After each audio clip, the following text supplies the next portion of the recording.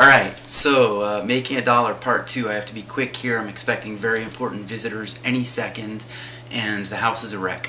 But it's related to part 1. If you watched part 1, then you know that you have to give the people what they want, right? Of course, it's obvious. No one will give you a dollar if you haven't given them something that they value more highly or equally as much as they value a dollar. And I'm breaking this down to $1. $1. Why? It's a technique called reductionism. It's kind of like what Descartes was doing when he said, "I think, therefore I am." He was trying to break it down to its simplest part. How do I even know I am? Well, I think, therefore I am. And then I can proceed from there. So anyway, we're reducing this to $1 to simplify it and kind of get the basic concepts out there. And just so you know, I'm not speaking to you as some kind of multi-millionaire, money guru here, and I'm not even speaking to you as someone who wants to become a multi-millionaire money guru. I'm talking about economics here. And if you know anything about economics, you know that money is not value, okay? Money is just a way of keeping score. So create value. Value is something other than money, but we're talking about money today. Make $1. How do you make $1? Well, give someone something that they want. But more importantly than that, making a dollar starts long before you make your first dollar. Long before, okay? So this is a game of persistence. It's a game of endurance, not a game of, quickness. It's not a game of strength. It's not a game of any of that. Making a dollar is about focusing on something, and really it's about focusing on what's right in front of you, like the camera. So, but I don't focus on the camera. I'm talking to people here. So, rambling. God, I had the simplest damn thing to say too, and it's this. Don't start by making a dollar. The first thing you should think is, how can I help people? How can I create something really cool that people will like and give it away for free? Okay? That's how you make a dollar. You're like, what? Create something and give it away for free? Yeah, that's how you do it. That's the new model. Best example, Google. I remember when Google first started, and I mean, we're talking 1996, I think it was, the first time I used Google. A friend told me, hey, they got this thing at Stanford, it's really cool.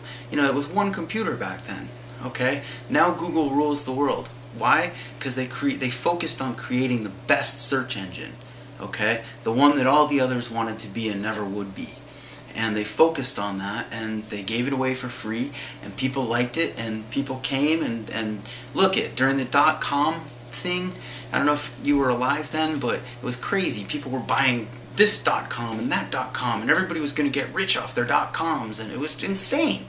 I was like, a .com, all that is a freaking marker. It's not worth anything. And back then it was even harder to develop killer apps and everything because you didn't have the bandwidth, But anyway, YouTube couldn't have happened back then. It wouldn't have been possible. And by the way, Google owns YouTube. So, but Google's a good example of creating something cool and giving it away. That's the first step to making a dollar. You do that, and then you can create something. When you do put something on sale, people will buy it out of guilt, if nothing else, So they'll be like, God, this company has given me so much, I should give them something, no, probably not. No one ever spends money for that. It's all about them. People are selfish. So, play to that, give it away. There you go, man. It's yours. Take it.